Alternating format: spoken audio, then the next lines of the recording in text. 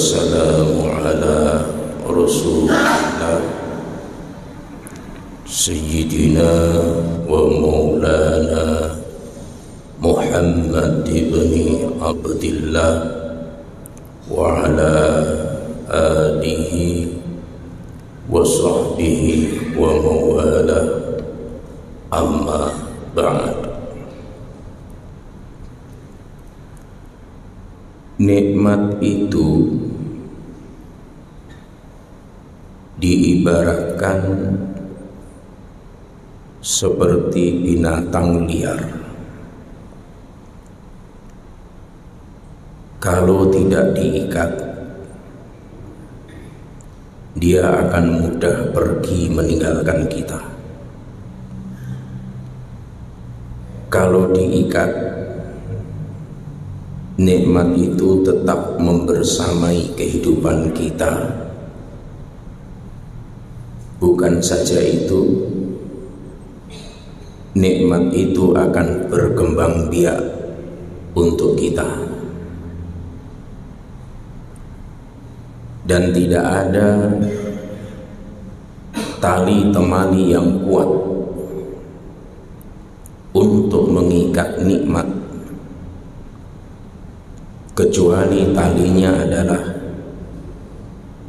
dengan mensyukurinya. Kalau nikmat diikat dengan syukur, nikmat itu selalu membersamai kita. Bahkan oleh Allah, nikmat itu berkembang biak. Dalilnya adalah la in syakartum la azidannakum. Jika kita bersyukur atas nikmat yang Allah berikan, niscaya Allah akan menambah-nambah nikmat itu. Oleh karena itu, sesulit apapun hidup, sebesar apapun persoalan, dan seberat apapun musibah, jangan pernah berhenti bersyukur.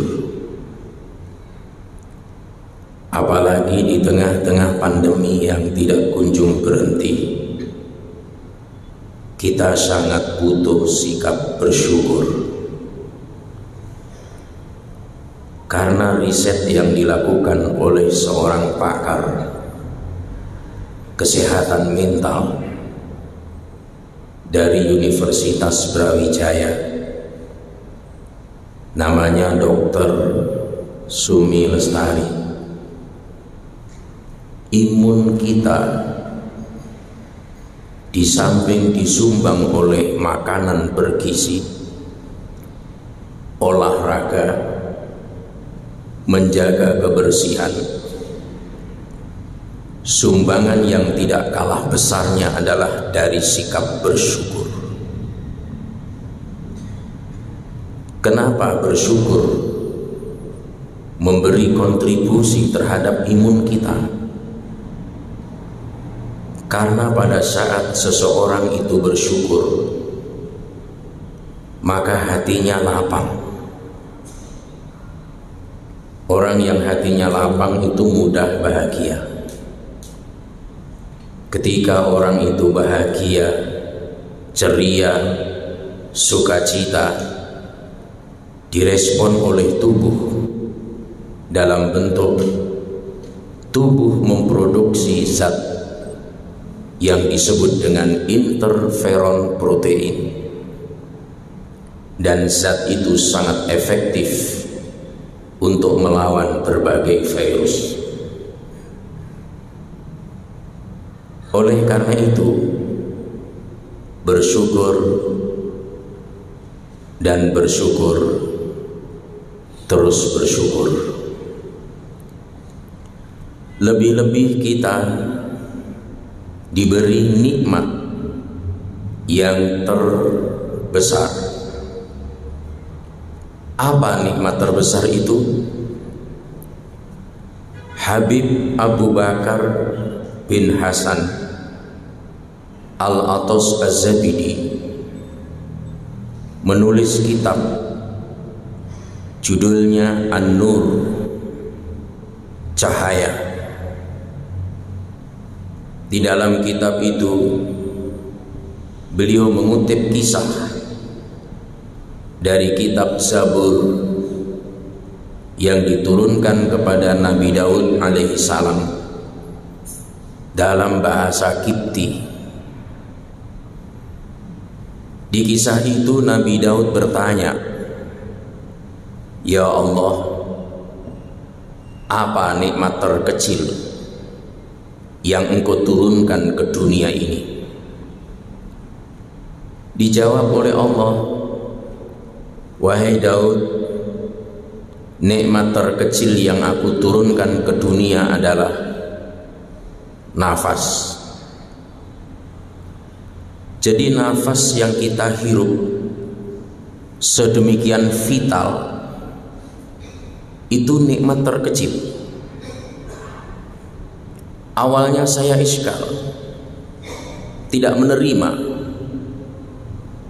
karena hajat kita terhadap napas itu lebih mendesak daripada makan dan minum, sementara dikatakan itu nikmat yang terkecil.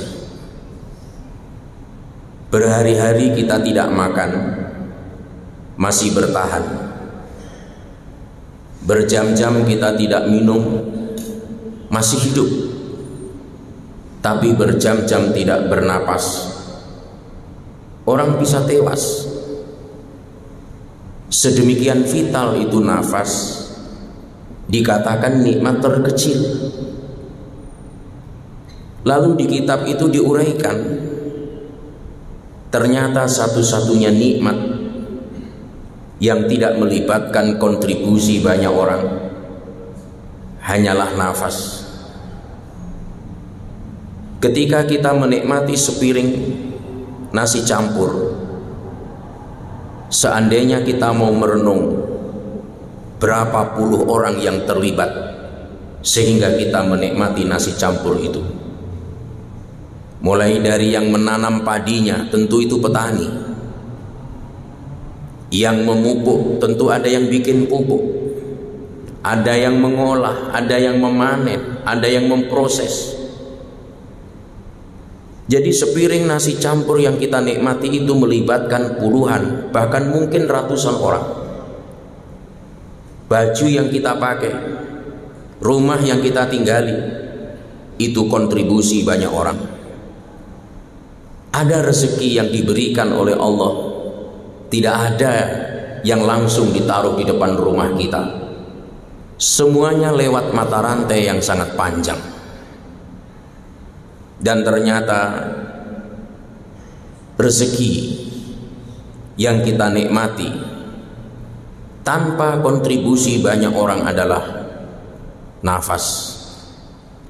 Akses terhadap nafas, baik dia pejabat, rakyat, laki-laki, wanita, orang kaya, orang miskin, akses terhadap nafas itu mudah. Itulah sehingga nafas itu dipahami sebagai nikmat yang terkecil. Lalu Nabi Daud bertanya, "Ya Allah, kalau begitu apa nikmat yang terbesar yang Kau turunkan ke dunia ini?" Dijawab oleh Allah, "Wahai Daud, nikmat yang terbesar yang aku turunkan ke dunia adalah aku telah mengutus Nabi Muhammad sallallahu alaihi wasallam." Jadi Nabi Muhammad itu adalah nikmat yang terbesar. Sampai dalam hadits qudsi ada ungkapan, "Laulaka ya Muhammad lima khalaqtal aflaq." Jika bukan karena aku telah menciptakan dirimu, aku tidak menciptakan semesta alam. Ayat Quran mengatakan, surah Ali Imran ayat 164, "Laqad mannallahu 'alal mu'minin idz ba'atsa fihim rasulan min anfusihim Sungguh Allah telah memberi karunia kepada orang-orang beriman. Apa bentuk karunia-Nya? Ketika Allah mengutus seorang Rasul dari kaumnya sendiri. Jadi Nabi Muhammad itu adalah karunia terbesar yang Allah anugerahkan kepada kita. Lalu ayatnya disambung. Apa fungsi kehadiran Nabi Muhammad bagi kita? Yang pertama adalah yatlu alaihim ayatih. Dengan kehadirannya beliau menerangkan ayat-ayat Allah. Ayat-ayat ini bisa berupa ayat kauniyah maupun ayat yang tertulis teks, yaitu Quran. Dari mana kita tahu Ramadan ini syahrun azimun mubarak, bulan yang agung penuh keberkahan? Dari Nabi Muhammad. Dari mana kita tahu sholat sunat di bulan Ramadan ini nilainya, pahalanya sama dengan pahala sholat fardu? Dari Nabi Muhammad. Dari mana kita tahu sholat isya kita di Masjid Raya Baruga malam ini yang dinaungi bulan suci Ramadan itu nilainya sebanding dengan 70 hari sholat isya berjamaah kita di Jabal Nur Masjid Raya Baruga di luar Ramadan. Dari mana kita tahu? Dari Nabi Muhammad SAW. Kita juga tahu bahwa di bulan Ramadan ini ada satu malam yang kualitasnya jauh lebih baik dari 1000 bulan. Dari mana kita tahu? Dari Nabi Muhammad SAW. Beliau menerangkan, beliau memperkenalkan Allah kepada kita. Mungkin kalau beliau tidak dihadirkan, Tuhan kita tetap batu, gunung, pohon, dan lain sebagainya. Bukan saja kita kenal dengan Tuhan yang kita sembah, tetapi cara beribadah kepadanya pun juga diajarkan oleh Nabi Muhammad sallallahu alaihi wasallam. Lalu yang kedua, beliau dihadirkan dalam rangka wa yuzakkihim, mensucikan jiwa. Karena tanpa jiwa manusia itu hanya casing saja. Itulah sehingga ketika manusia itu meninggal dunia, Allah itu tidak peduli terhadap badan kita, fisik kita, jasad kita, tapi yang diseru, yang dipanggil oleh Allah adalah jiwanya. Makanya ada ayat, ya ayyatuhan nafsul mutmainnah, wahai jiwa yang tenang. Sehingga secara prinsip seseorang itu mau meninggal di darat, di laut, di udara, itu tidak prinsip. Seseorang itu meninggalnya dengan wasilah, dengan sebab prostat, gagal ginjal, tumor, liver, jantung, itu sesuatu yang tidak prinsip dari sisi imaniah. Yang penting jiwanya ini harus dalam keadaan mutmainnah. Yang namanya badan semakin lama dipakai, kerusakannya akan semakin muncul. Sekarang saja kalau bapak-bapak saya minta tolong buka maskernya, nampak kerusakannya. Belum lagi kalau dibuka songkoknya, nampak kerusakannya. Tidak usah terlalu risau. Jiwa ini, Pak. Makanya Allah Subhanahu wa taala sampaikan di ayat yang lain, qad aflaha man zakkaha wa qad khaba man dassaha. Sungguh beruntung orang-orang yang mensucikan jiwanya, merugilah orang-orang yang mengotori jiwanya. Dan kotoran jiwa yang paling fatal adalah kekafiran dan kemusyrikan. Makanya kalau ada orang kafir itu dikatakan najis, itu bukan tubuhnya yang najis. Kita tetap bisa bergandengan, berjabat tangan dengan dia, karena yang najis bukan tubuhnya, tapi jiwanya, disebabkan karena keingkarannya kepada Allah Subhanahu wa taala. Rasul hadir wa yuzakkihim, mensucikan jiwa. Lalu yang ketiga, wa yuallimuhumul kitab, beliau dihadirkan untuk menjelaskan Alkitab. Apa yang dimaksud Alkitab? Yang dimaksud adalah Al-Quran. Makanya tadi yatlu alaihim ayatih itu sifatnya masih universal. Bisa ayat tercipta, bisa ayat Quran. Tapi kalau wa yuallimuhumul kitab, secara spesifik ini menyebut Al-Quran. Tanpa kehadiran Rasulullah kita kesulitan mengamalkan Al-Quran. Kesulitan mengamalkan Al-Quran. Al-Quran memerintahkan kepada kita tegakkan sholat. Bagaimana cara sholat? Itu tidak dirinci, berdiri, ruku, iktidal, sujud, bacaan-bacaannya tidak dirinci. Dari mana kita tahu sholat subuh 2 rakaat, duhur 4, asar 4, maghrib 3, isya 4, tata caranya berdiri, ruku, iktidal, sujud, duduk, sujud, naik lagi, naik rakaat yang kedua. Dari mana kita tahu? Dari Nabi Muhammad SAW. Quran memerintahkan zakat. Dari mana kita tahu haul nisabnya, 2,5%-nya? Itu semuanya diterangkan oleh Nabi Muhammad SAW. Quran juga menginformasikan kepada kita, di lautan yang dalam itu ada gunung berapi.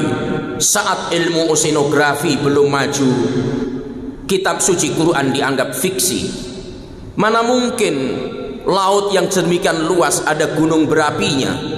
Setelah riset dilakukan dengan kemajuan ilmu oseanografi, ternyata di bawah laut ada gunung yang berapi. Benar apa yang dikatakan Quran. Dari mana kita tahu? Dari Quran yang dijelaskan oleh Nabi Muhammad SAW.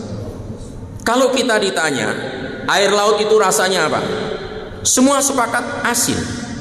Tetapi aneh ketika Al-Quran menginformasikan ada air tawar di dasar laut. Bahkan ada sungai yang mengalir, yang airnya itu tidak bercampur dengan air asin itu, dan airnya sangat tawar dan segar.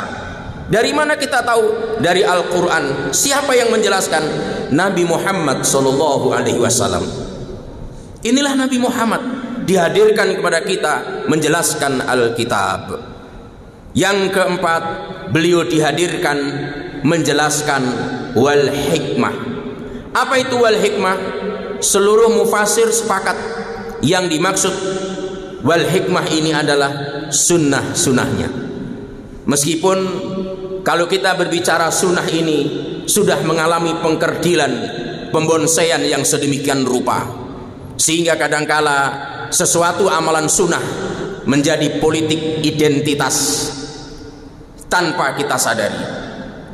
Ada seorang sahabat ketika ketemu saya selalu berkata begini, "Ustadz, kapan antum mengamalkan sunnah?" Awalnya saya anggap angin lalu saja, tapi setiap ketemu selalu mengulang-ulangi, "Kapan antum ini mengamalkan sunnah?" Akhirnya saya jawab, "Saya itu hari-hari mengamalkan sunnah." "Kenapa ente selalu berkata begitu kalau ketemu saya?" Lalu dijawab, ternyata di otaknya, di benaknya yang disebut sunnah itu adalah poligami. Rupa-rupanya selidik punya selidik, dia punya istri 3, Pak. Jadi gara-gara saya nggak poligami itu dianggap tidak pengamal sunnah. Akhirnya poligami dan beberapa sunnah dijadikan politik identitas. Kalau orang nggak mengamalkan itu tidak dianggap pecinta sunnah. Ini persoalan fatal dalam memahami sunnah. Akhirnya menjadi politik identitas. Saya itu bangun tidur, belum sholat subuh, sudah berapa sunnah saya hidupkan. Tolong bapak-bapak hitung, saya sebutkan satu persatu. Mudah-mudahan sampai waktunya habis, insya Allah nggak lama, karena kita diinstruksikan untuk taat prokes dalam memberikan ceramah juga. Bangun tidur, saya tidak langsung berdiri, tapi duduk sejenak, relaksasi 1-2 menit. Itu sunnah. Berapa? 1. Setelah itu membasuh bekas tidur di wajah, itu sunnah. Dikhawatirkan ada bohol-bohol sihir yang diarahkan kepada saya. Berapa sunnahnya? 2. Setelah itu saya baca doa bangun tidur, alhamdulillahilladzi ahyana ba'da ma amatana wa ilaihin nusyur. Itu sunnah. Berapa? Berapa tadi? 3. Setelah itu saya cuci tangan. Ingat, ini cuci tangan terpisah dengan wudhu. Kenapa bangun tidur cuci tangan? Nabi menjelaskan, karena kita tidak tahu ketika kita tidur tangan kita bermalam di mana. Karena banyak orang tidur tangannya keluyuran kemana-mana, bahkan bermalam di tetangganya. Ada juga orang tidur tangannya di septic tank, garuk-garuk aja. Makanya bangun tidur cuci tangan, Pak. Itu sunnah. Terus saya berdiri pergi ke toilet, ke kamar mandi, ke hammam. Di depan pintu saya baca doa, Allahumma inni a'udzubika minal khubuthi wal khaba'ith. Itu sunnah. Sudah berapa tadi? Terus saya masuknya mendahulukan kaki kiri. Itu sunnah. Berapa? Ambil sikat gigi, saya lapisi pasta. Dalam teks hadis itu siwak. Sekarang kan sudah modern, Pak. Kayu siwak itu kan sudah jadi pasta gigi. Pakai sikat gigi. Itu sunnah juga. Berapa tadi? Sebelum mandi saya lepas baju, mendahulukan yang kiri, itu sunnah. Lepas celana, mendahulukan yang kiri, itu sunnah. Sebelum saya keluar kamar mandi, melangkahkan kaki kanan keluarnya, itu juga sunnah. Berapa tadi? Mohon maaf, sebelum keluar kaki kanan, pakai celana dulu. Karena celananya lupa dipakai, Pak. Pakai celananya, kaki kanan dulu, itu sunnah, Pak. Jadi ini, kalau kita ketemu dengan sahabat, pantas umat Islam itu terkristal pada politik identitas. Kalau bajunya modelnya nggak begini, kalau model rambutnya nggak begini, kalau model celananya nggak begini, itu tidak dianggap pengamal sunnah. Kita ini belum bangun tidur sudah puluhan sunnah kita amalkan. Ada seorang kiai yang sekarang lagi fenomenal di YouTube, namanya Kiai Haji Bahauddin. Suatu saat kedatangan tamu jam-jam maghrib. Tanpa sadar beliau itu menyesal mengeluarkan kata-kata begini, Bapak Ibu bertamu pada saat setan berkeliaran. Maksudnya maghrib itu, Pak. Akhirnya sang tamu pamit, mohon maaf Gus, kalau begitu kami pamit dulu, nanti kembali lagi. Itu membuat menyesal semalam suntuk gak bisa tidur. Apa sebabnya? Pemikiran ini yang harus kita ikuti. Sebabnya adalah, ya Allah, saya mohon ampun kepadamu karena aku telah memperlakukan umat Nabi Muhammad SAW tidak sebagaimana mestinya. Jadi semua orang, betapapun awamnya, betapapun terbatasnya, betapapun kekurangannya, betapapun solehnya di bawah standar kita, tetap harus kita pandang dia adalah umat Nabi Muhammad SAW. Sehingga akan melahirkan kecintaan. Asal tidak sama dikeluarkan dari umat Muhammad, lama-lama yang jadi umat Muhammad dia sendirian, Pak. Ada umatnya Nabi Muhammad SAW. Ada orang pergi ke masjid Jabal Nur, Masjid Raya Baruga, tidak ikut sholat isya tapi ikut sholat tarawih. Ada juga yang seperti itu. Itu tetap umatnya Nabi Muhammad SAW, Pak. Ada orang kalau diundang kerja bakti itu susahnya luar biasa. Begitu keluar konsumsi dia langsung pertama datang. Ada juga yang seperti itu. Itu juga umatnya Nabi Muhammad SAW. Ada orang masuk masjid karena di rumah susah tidur, tapi kalau di masjid bisa tidur. Tidurnya di masjid. Itu juga umatnya Nabi Muhammad SAW, Pak. Ada orang pergi sholat Jumat, terakhir datangnya, paling cepat pulang, bahkan nggak pernah dengar khutbah. Ternyata itu juga umatnya Nabi Muhammad SAW. Jadi jangan gara-gara belum ideal, belum perfect, akhirnya kita anggap dia bukan umat Nabi Muhammad. Apa yang kita pahami, kita amalkan, akhirnya menjadi politik identitas. Akhirnya kita sulit mengamalkan sunnah yang paling tersembunyi. Apa sunnah yang paling tersembunyi? Azizun alaihi ma anitum, harisun alaikum bil mu'minina raufur rahim. Terasa berat olehnya penderitaan yang kamu alami. Ini mestinya dimiliki oleh kita semuanya. Siapapun Anda, dengan segala keterbatasan kekurangan, Anda adalah umat Nabi Muhammad SAW. Memang semua orang tidak bisa memberasamai beliau masuk surga, tapi minimal kita mendapat pengakuan dari Rasulullah sebagai umatnya. Mudah-mudahan memberikan manfaat. Mohon maaf. Wallahu waliyul muttaqin. Assalamualaikum warahmatullahi wabarakatuh.